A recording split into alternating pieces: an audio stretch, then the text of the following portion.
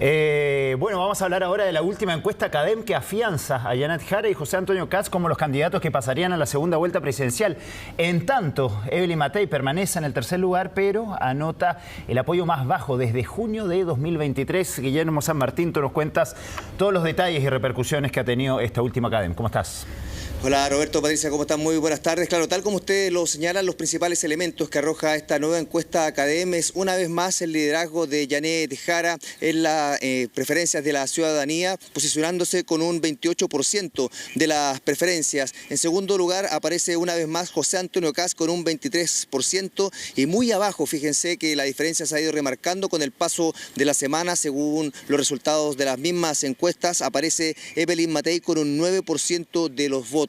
Esto ha sido materia de análisis especialmente durante la presente jornada, atendiendo a que ha sido una tendencia que se ha ido marcando con posterioridad a lo que fue la elección primaria en el oficialismo, con Janet Jara en primer lugar y José Antonio Kast apareciendo en el segundo lugar de las preferencias. Durante la presente jornada, por ejemplo, la candidata del oficialismo, Janet Jara, tuvo una actividad en el Tribunal Calificador de Elecciones, donde se le terminó corroborando como la candidata electa de las primarias presidenciales que se desarrollaron hace unas semanas. Y bueno, y a partir de este acto ella pasa a ser oficialmente ya la candidata del Pacto Unidad por Chile, y bajo esa mirada entonces es que desde distintos actores que estuvieron presentes en esta actividad se comenzaron a hacer los análisis sobre qué es lo que la está posicionando como una de las mejores candidatas, al menos para lo que es el escenario de primera vuelta, considerando de que este cambia radicalmente cuando se analiza la competencia con José Antonio Kast y Evelyn Matei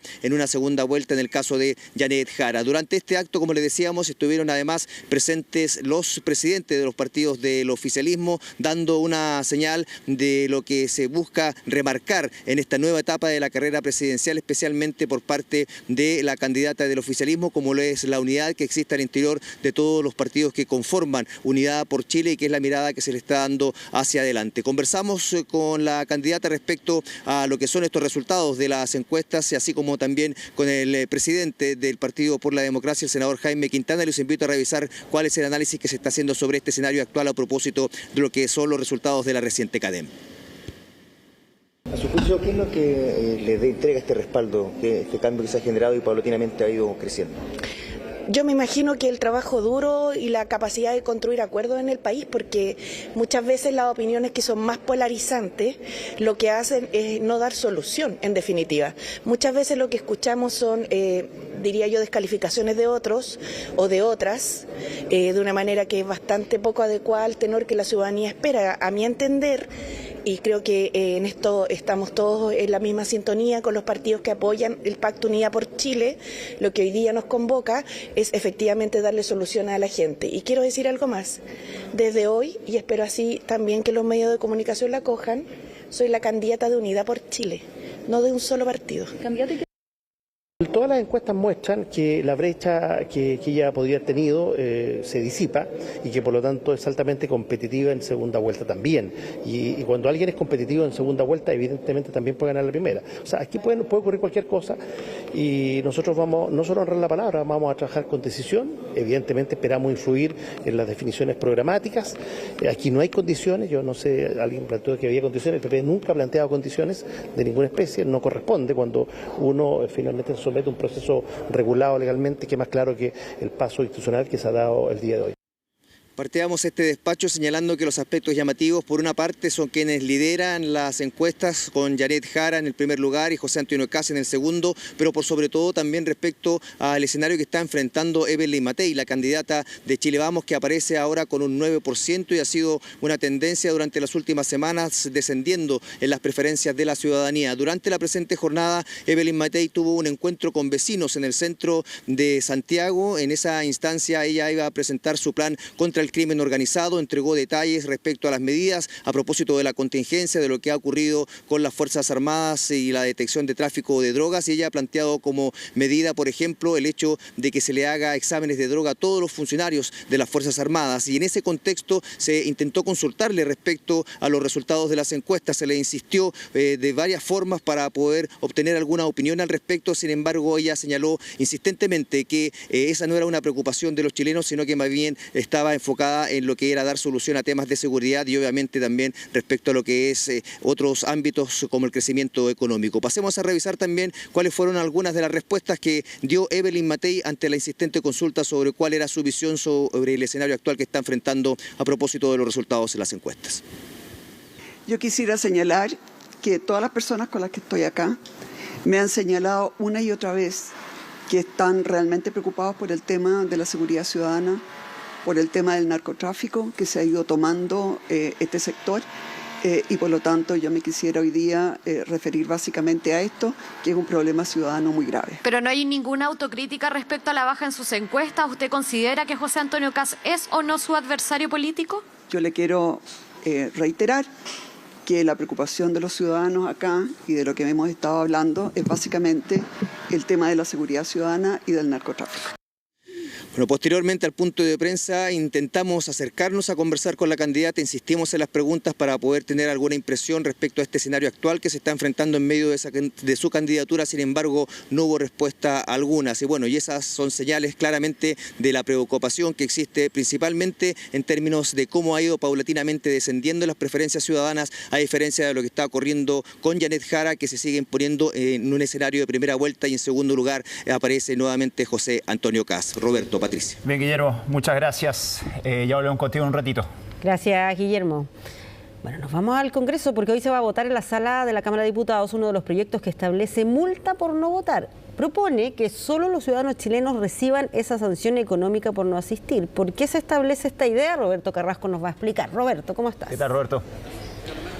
Hola Patricia, Roberto, gusto saludarlos, muy buenas tardes. Claro, hoy va a ser una jornada clave en relación al voto extranjero, si es que es o no obligatorio. Bueno, ha habido mucha disidencia por parte de parlamentarios, sobre todo del oficialismo, de que haya voto extranjero y que sea obligatorio, que esto considere una multa. En definitiva, han llegado a una especie de acuerdo durante las últimas semanas, tanto desde el gobierno como también desde el oficialismo y también la oposición, para poder resurgir un proyecto de ley que había presentado la diputada de Demócratas Joana Pérez el año 2019 y que considera solamente un voto obligatorio a los ciudadanos chilenos. Esto considera, por ejemplo, bien a los nacionalizados, a los extranjeros que son nacionalizados y son parte de nuestro país. No así a los avecindados, o sea, ellos pueden ir a votar obviamente, pero no va a ser obligatorio, no van a recibir una multa en caso de que no lo hagan. La multa fluctúa actualmente entre los 34.000 pesos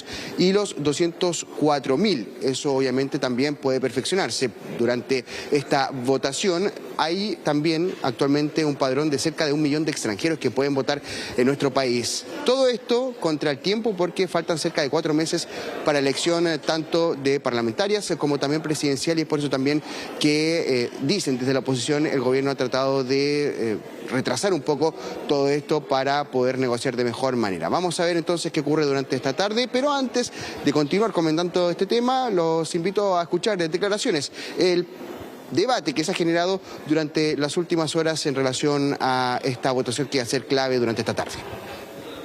El proyecto de ley que habilita la multa para lo que es el proceso que se va a dar en noviembre es solamente en relación a la multa a los ciudadanos, por lo tanto los ciudadanos son los chilenos. Esto deja fuera a los extranjeros.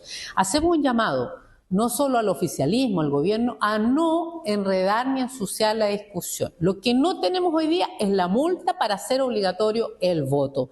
Y nuestro proyecto, que es una salida bastante democrática y transversal, es justamente para que la multa se aplique solo a los chilenos, quienes son ciudadanos.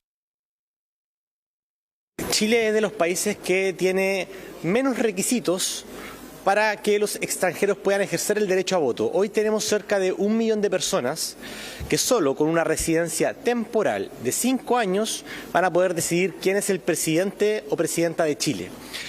Eso es único en el mundo. Anteriormente el voto era voluntario para todos y en ese marco se entendía que los migrantes iban a ejercer este derecho de forma voluntaria con una residencia temporal, pero hoy que el voto es obligatorio, me parece que es momento de abrir esta discusión. La pregunta es, ¿queremos que 1 millón de extranjeros sin residencia definitiva y con solo 5 años en el país definan quién va a ser el presidente o presidenta de Chile? Yo creo que no.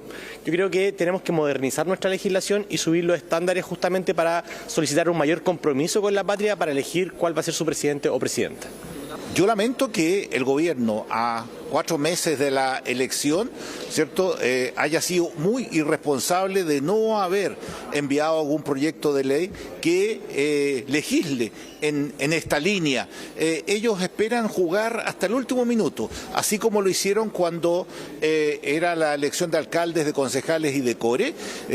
Acuérdense que para bajar el monto del voto y se colocó también la multa de solo 30.000 pesos cuando la multa era de 200.000. Pero por lo menos el realismo político nos dice que avancemos en algo y creo que este proyecto es un avance específico, dado que el gobierno no lo quiere implementar. Existe premura para poder debatir y gestionar, tramitar este proyecto de ley en el Congreso Nacional. De hecho, es por eso que se va a hacer una sesión especial durante esta tarde para entonces poder revisarlo y votar en general. Lo más probable es que vuelva a Comisión de Gobierno Interior para que se puedan ingresar indicaciones respectivas. Pero ¿qué dijo el gobierno respecto a esta situación, a este reflote del proyecto de ley de Ivana Pérez? Escuchemos a continuación a Camila Vallejo.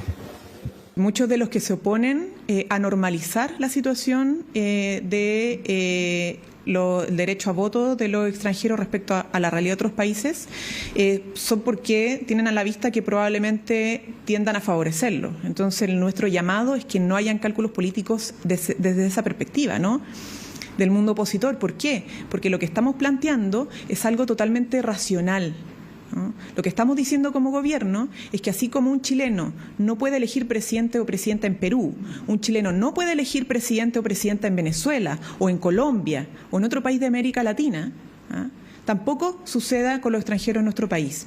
Esto no quiere decir que no participen en elecciones, por ejemplo, a nivel local. De hecho, tienen el derecho a participar en elecciones municipales y en elecciones de gobierno regional. Pero respecto a las elecciones de los primeros mandatarios, Chile es una anomalía. Ahí teníamos entonces declaraciones de la ministra Vallejo respecto a esta situación. A las 15 horas va a comenzar esta sesión especial entonces para revisar el proyecto de ley respectivo. Vamos a estar informándoles oportunamente qué es lo que ocurre y si en definitiva vuelve a comisión para poder presentarse próximamente durante los siguientes días indicaciones y posteriormente hacer una nueva votación y que pase al Senado segundo trámite. Roberto, Patricia. Sí, es un tema que viene generando polémica desde hace harto tiempo. Vamos a ver qué es lo que se zanja finalmente hoy en esa votación. Gracias, Roberto, por este reporte. Buenas tardes.